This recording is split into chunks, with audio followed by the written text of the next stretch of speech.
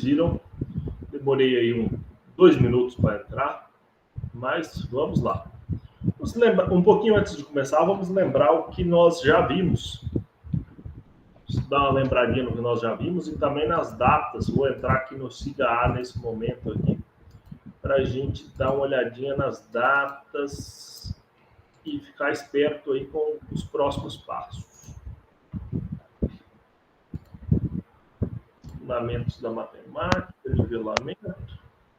Olha aí, nós já vimos a definição de função lá no dia 16, né? Nós tínhamos até algumas aulas já pré-gravadas anteriores ao dia 16. No dia 16 nós tivemos a definição de função. No dia 23 nós tivemos mais funções do primeiro grau. E hoje é dia 30, né? Dia 30. Professor, você não está mostrando a sua tela. Ainda não, mas já vou mostrando. Mas já vou mostrar. Deixa eu aproveitar e mostrar aqui o que eu estou falando para vocês. Eu vou compartilhar aqui o cigarro. Bom, agora vocês vão ver minha tela. Isso. Olha aí, então hoje, dia 30, nós temos que ver funções compostas e inversas, tá? E lembrando que nós já vimos, tá? Olha aqui tudo que a gente já viu. Né, pré-requisitos, esse aqui eram aulas gravadas antes de vocês começarem, deixei aí para vocês a hora que entrasse ter acesso, né, a conjuntos. Mas o nosso conteúdo mesmo começou aqui dia 16 em funções, dia 16 funções, nós tivemos uma aula, está aqui gravada, tem uma aula também pré-gravada aqui para vocês, e na última aula nós vimos funções do primeiro grau, também está gravado nossa aula aqui, e tinha uma aula pré-gravada que também está aqui.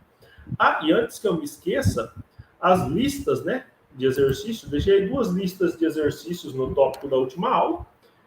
Claro que vocês não precisam fazer todos os exercícios, a ideia é vocês fazerem exercícios até se sentirem confiáveis para a prova, né? Então, quantos exercícios? Não importa quantos nem quais.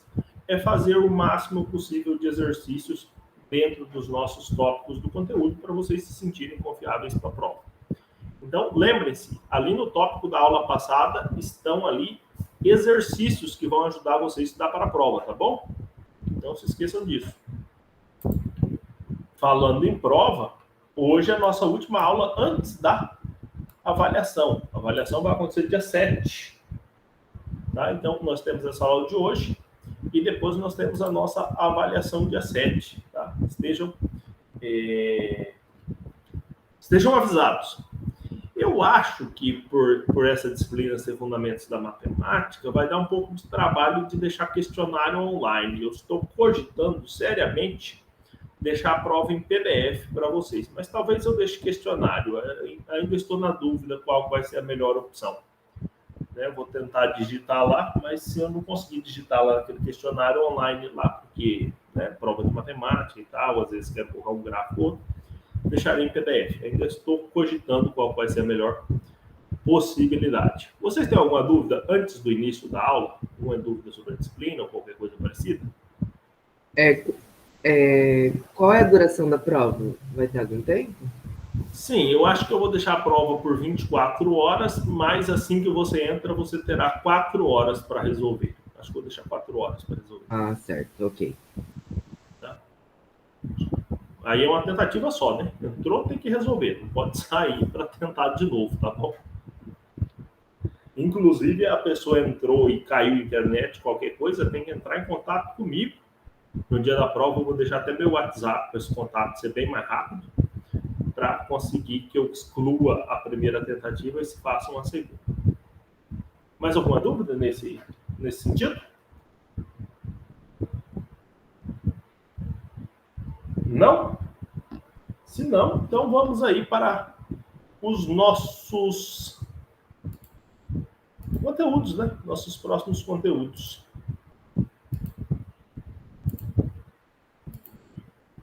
Eu, novamente, vou aproveitar uma apresentação que eu mesmo fiz em outro momento aqui. E hoje nós vamos falar de funções compostas, né? Principalmente função inversa. A ideia da aula de hoje é falar de funções inversas. Só que para falar de funções inversas, nós precisamos antes de falar de funções injetoras e funções bijetoras, né? Injetoras e e sobrejetoras. Injetoras e sobrejetoras. Função injetora e sobrejetora será bijetora.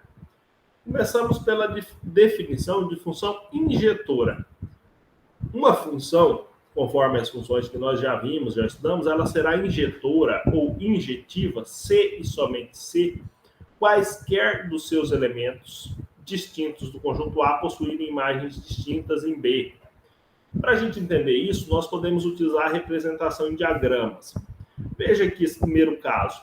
Cada elemento que a gente pega do domínio, ele tem um representante no contradomínio, né?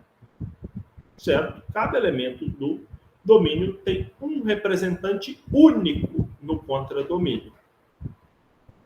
Então, se trata de uma função injetora, né? É claro que se um elemento do contradomínio fosse correspondido por dois elementos do domínio, não seria nem função, né? Se eu tivesse um caso aqui, ó, que fosse...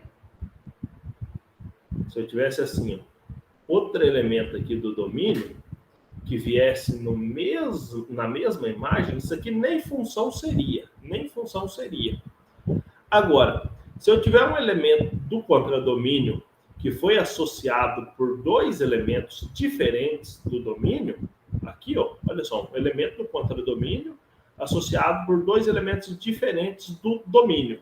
Nesse caso, sim, continua sendo função, mas não é injetora. Para ser injetora, qualquer elemento do conjunto A possui imagens distintas em B, né?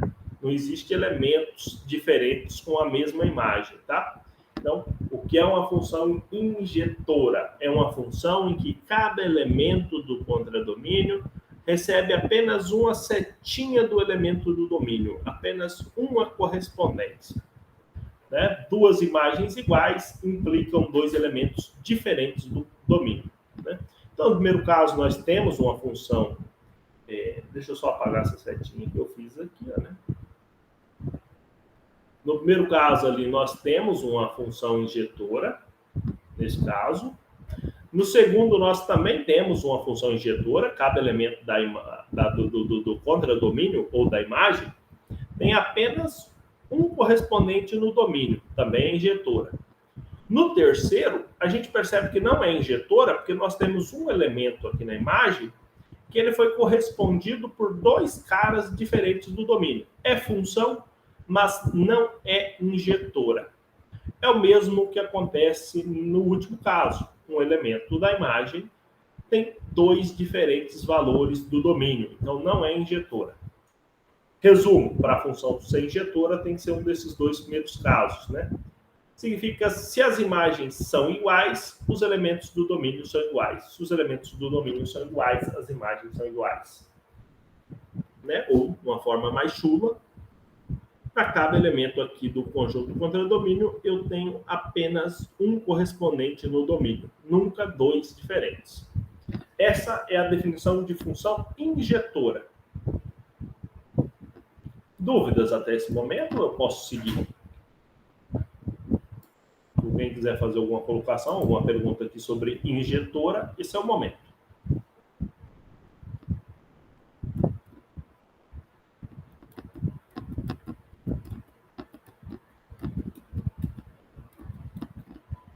Então, seguimos.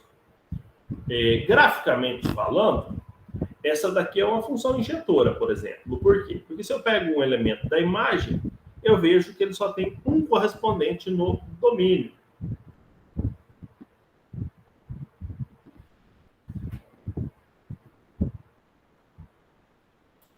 Né? Olha aqui.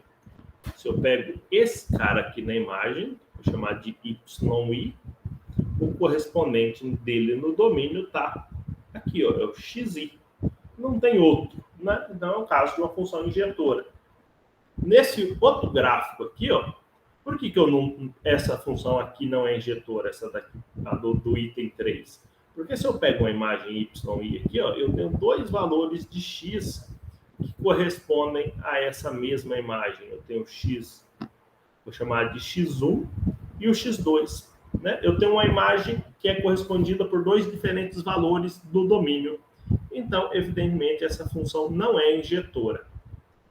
E um terceiro caso, se eu analisar com calma, verei também que é injetora. Só o caso 3 ali que não é injetora. O caso 1 é injetora, o caso 3 não é, e o caso 2 não é, e o caso 3 é injetora. Tá?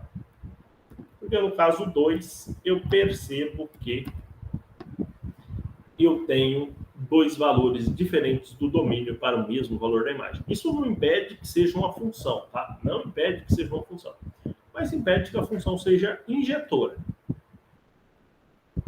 E as minhas funções, quando elas forem injetoras, elas serão especiais. Já já a gente vai entender a razão por que essas funções são especiais. Nem sempre é fácil a identificação de uma função injetora por sua lei de formação. No entanto, dois são os métodos a serem utilizados. Para provar que uma função é injetora, você pode pegar dois valores diferentes do domínio e verificar que os valores da imagem são diferentes. Né? Ou basta você encontrar dois elementos distintos do domínio que possuem a mesma imagem, você vai provar que ela não é injetora. Né? Por exemplo, aqui a função f de x igual a 2x. Essa função é injetora. Se você considera que os elementos do domínio x1 é diferente do x2, então 2x1 também é diferente de 2x2. Né? Logo, as imagens são diferentes para valores diferentes. Você está provando que a função é injetora. Né? Outra função, f de x igual a 1 sobre x, também é injetora. Se você pega dois elementos diferentes do domínio, você percebe que as imagens são diferentes. X quadrado, essa função não é injetora. Você pegar duas imagens diferentes, por exemplo, x1 igual a 2 e x2 igual a menos 2, em ambos casos você obterá a imagem 4. Né? Você vai obter a mesma imagem para dois valores diferentes. Então não é injetora. Essa é a ideia de verificar se uma função é injetora ou não. Depois de função injetora, vem as funções sobrejetoras. Uma função ela é sobrejetora quando o conjunto contradomínio coincide com a imagem. Imagem igual contradomínio. Se isso acontecer, a função é dita ser sobrejetora. Olha aqui o primeiro caso. O contradomínio só tem o E e o F. E o E e o F todos recebem setinhas de ar, ou seja, é a imagem. O contradomínio é igual à imagem. Ok, sobrejetora.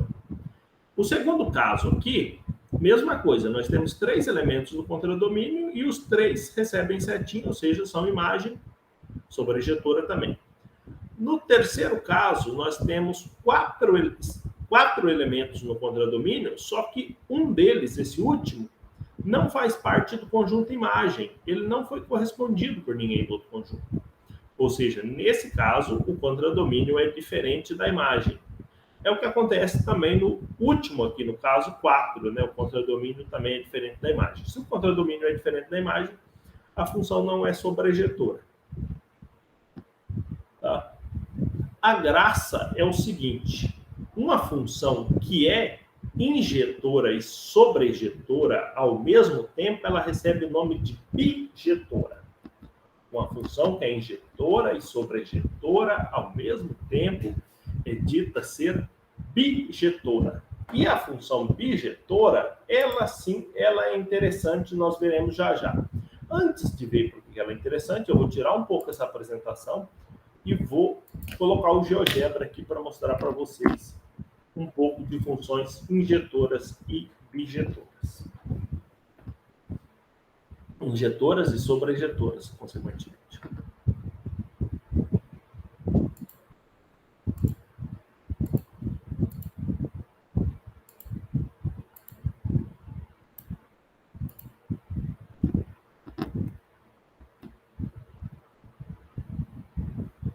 Pronto, aí está o GeoGebra.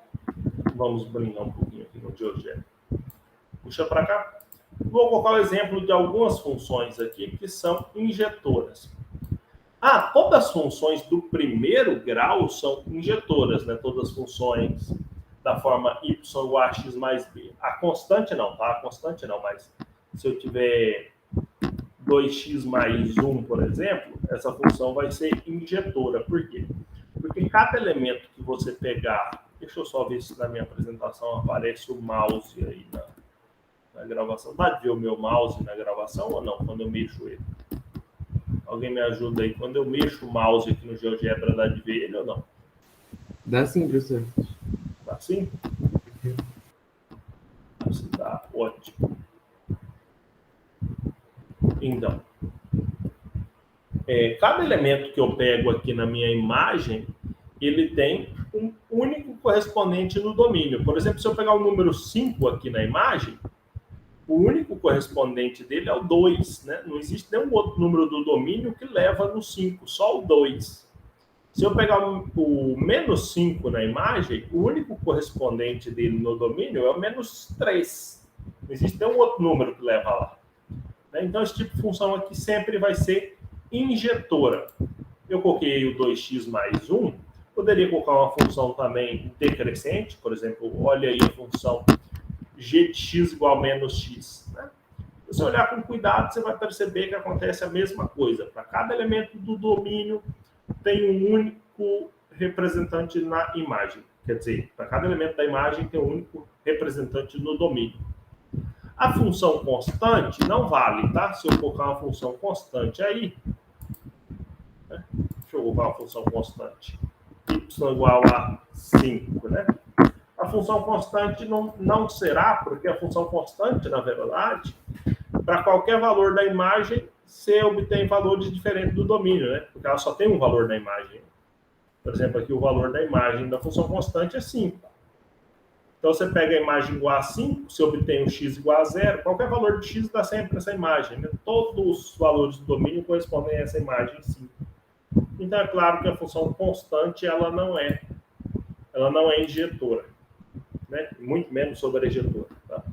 Mas as outras funções afim, elas são injetoras. Cada elemento da imagem vai ter um único representante no domínio. A gente vê também que as funções afim, elas também são sobrejetoras, né? Supondo que o conjunto, o contradomínio seja o conjunto dos reais, as funções afim sempre terão imagens do conjunto dos reais, exceto a função constante, de novo. A função constante é exceção nos dois casos. Mas qualquer função afim que vocês pensarem, que não seja a função constante, a imagem dela será o conjunto dos reais. A menos que vocês tenham um contexto, né? Assim por dizer, lembra o problema do taxista, do encher o tanque do carro? Naqueles casos, o domínio não podia ser números negativos, porque não fazia sentido uma quantidade de litros negativos, muito menos uma quantidade a pagar negativa, né? Então, aí o contexto pode também delimitar a imagem. Mas, olhando só para a lei de formação, as funções do primeiro grau, elas sempre serão tanto injetoras quanto sobrejetoras. E uma função sendo injetora e sobrejetora ao mesmo tempo, é o que eu acabei de falar para vocês, ela recebe o nome de bijetora, tá? Uma função injetora e sobrejetora receberá o nome de bijetora.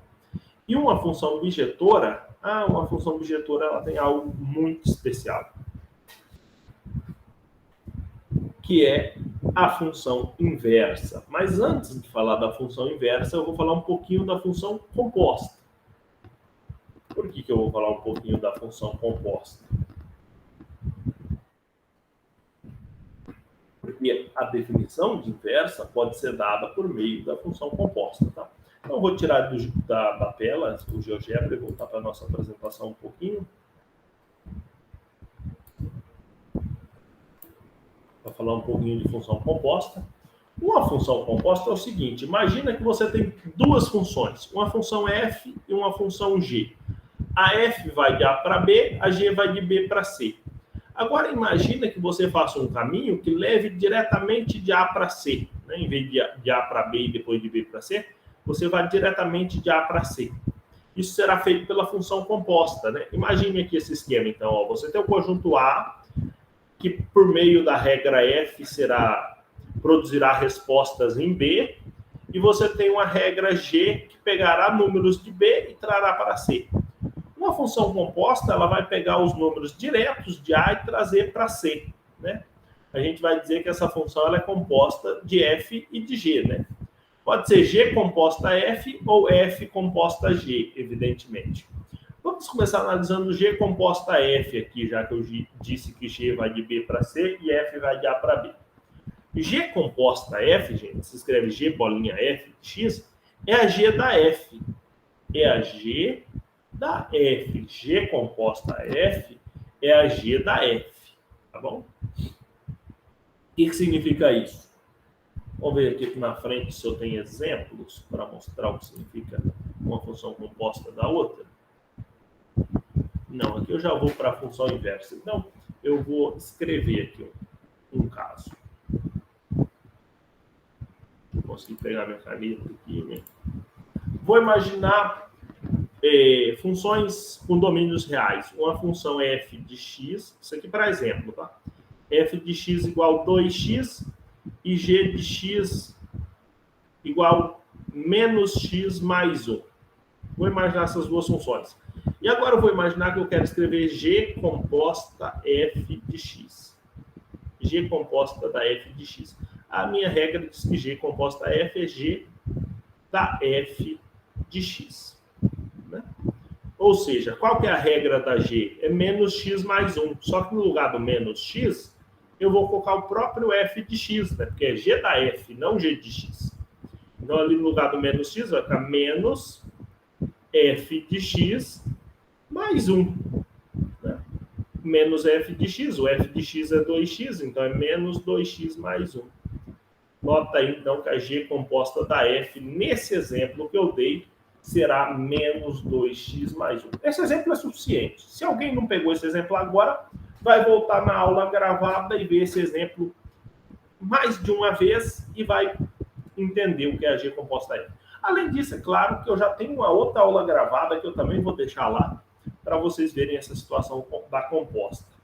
E também, nesse exato momento agora, eu vou perguntar para vocês se alguém tem alguma dúvida nesse momento, se quer ouvir o que o Gustavo falou aí, está exatamente correto. Né? Alguém quer colocar alguma questão agora, alguma dúvida nesse exato momento? É isso que o Gustavo falou. Aplicar uma função à outra. Bom, sabendo o que é composta, gente, eu posso ir para a função inversa. O que é uma função inversa? Uma função inversa é uma função que, quando eu faço a composta da f com a g, tá aqui, ó, aqui embaixo, tá?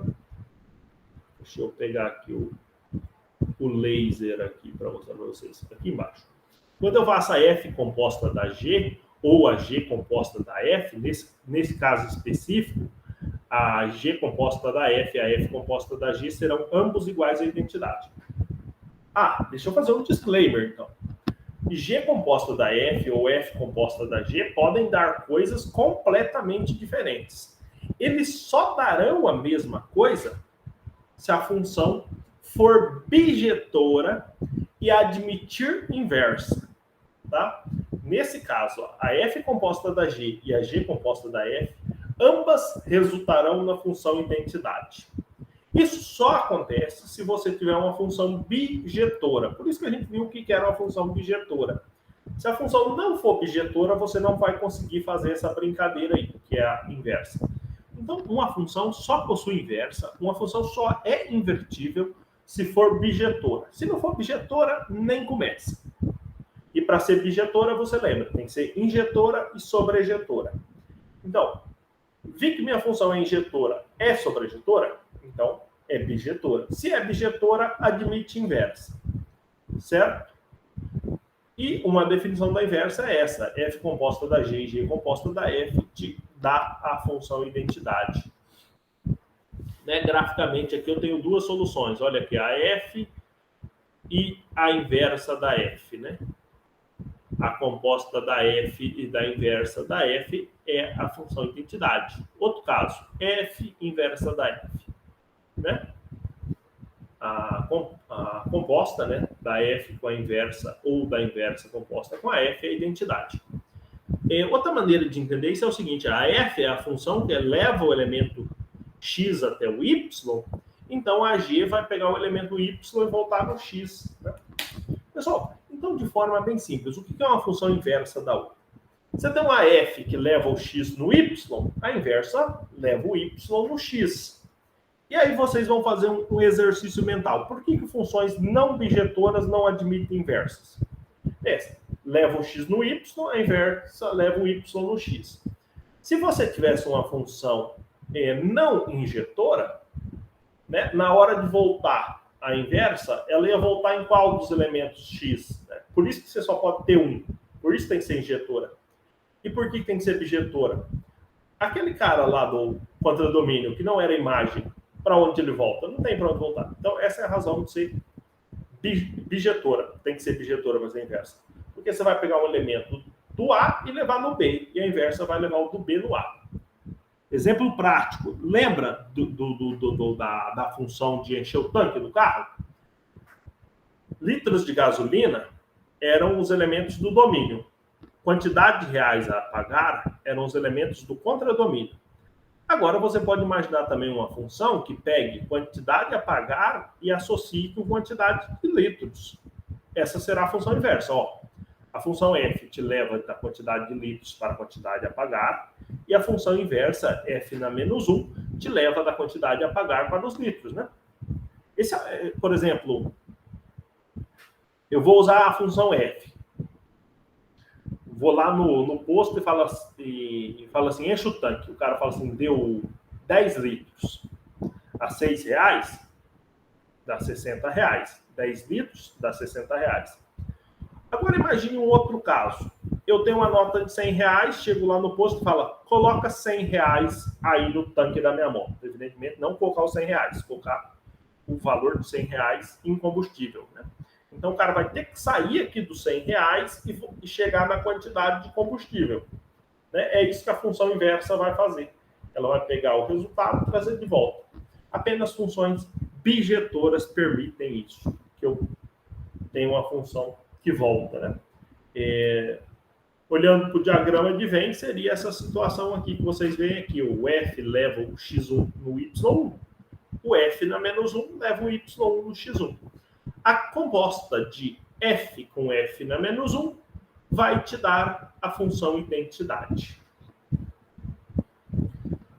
Como que eu calculo uma função inversa se eu souber que a minha função é bijetora? Eu dei alguns exemplos para vocês. Falei, olha, as funções afins normalmente serão bijetoras. Vou pegar a função y igual 2x mais 1. Essa função é uma função afim e é bijetora, tá? Não vou perder muito tempo discutindo por que ela é bijetora.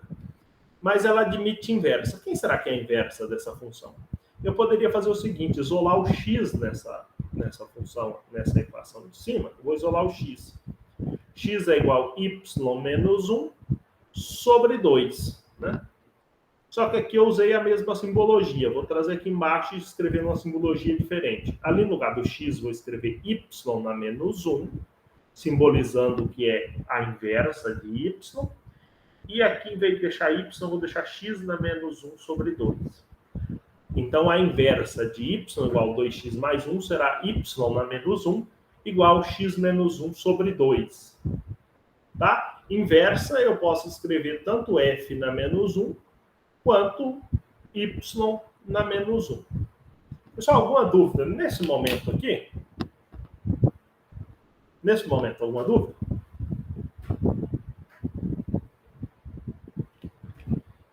Eu vou aproveitar justamente essas duas que eu escrevi aí, a função 2x mais 1 e x menos 1 sobre 2, para mostrar no GeoGebra que elas são inversas. Vamos lá de novo para o GeoGebra. Vou apagar essas coisas que estão aqui. Eu tinha y igual a 2x mais 1. Os senhores estão vendo aí o gráfico. Eu disse que a inversa dela seria outra função, que seria x menos 1 dividido por 2. Eu acho que dá para ver que elas são inversas aqui, a amarela, a preta e a azul. Para ter bem certeza, eu vou colocar a função identidade de laranja aqui entre as duas. Né? E o que eu já tinha dito para vocês. gráfico de uma função e da inversa dela serão simétricos em relação ao gráfico da função identidade, que é essa em laranja. Por quê? Porque a composição de uma função com a inversa dela dá a função identidade. Então, sempre o gráfico de duas funções inversas serão simétricos em relação ao gráfico da função identidade. Dúvidas nesse momento?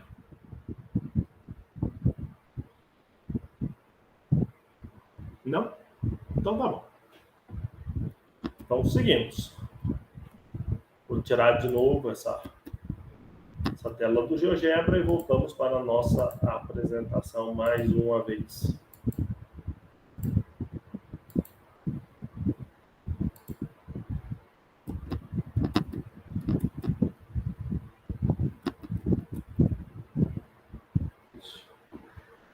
Eita!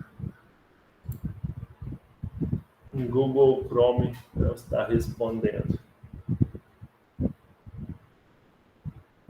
Espera aí, gente. Se vocês estiverem me ouvindo ainda, paciência. Paciência que o negócio travou.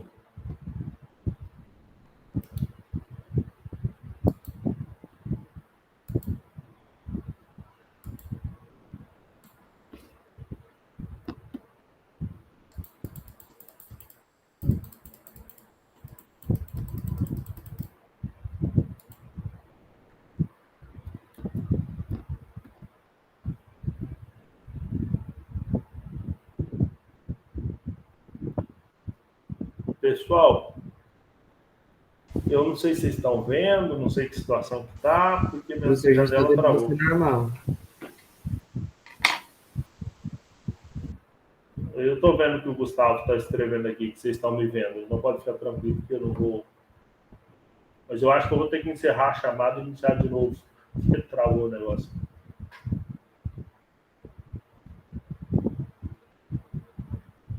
Pessoal, vou aproveitar que o Gustavo está mandando mensagem ali, e eu estou vendo as mensagens dele aparecendo.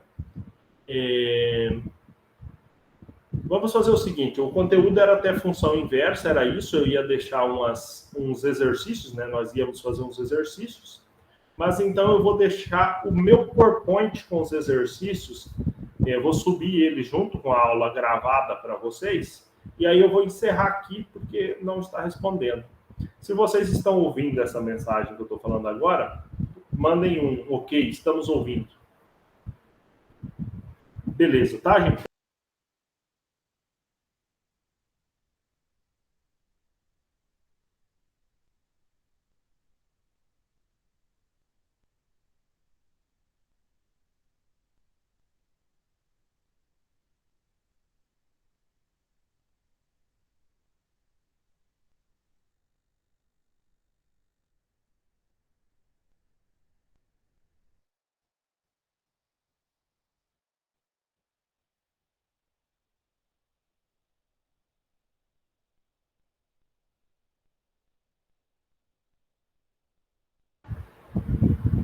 Opa, estou vendo que ainda tem alguns alunos aqui. De toda forma, não vou aumentar muita coisa do que eu já disse. Eu vou subir a gravação e também a apresentação de slide com todas as perguntas para vocês, tá bom? Lá, vou encerrar aqui. Lembrando, próxima aula é prova. Diga. A prova é 24 horas para terminar? Como vai funcionar? Vou deixar a prova por 24 horas. Porém, uma vez que você iniciou a prova, terá 4 horas para terminá-la, certo? Certo. Entendi. Pessoal, eu vou enviar aqui também no chat o meu número de telefone para vocês perguntarem no WhatsApp qualquer coisa, tá? Tá enviado aí, tá? Vocês podem anotar, salvar aí, tá bom? Beleza. Falou, gente. Até a próxima.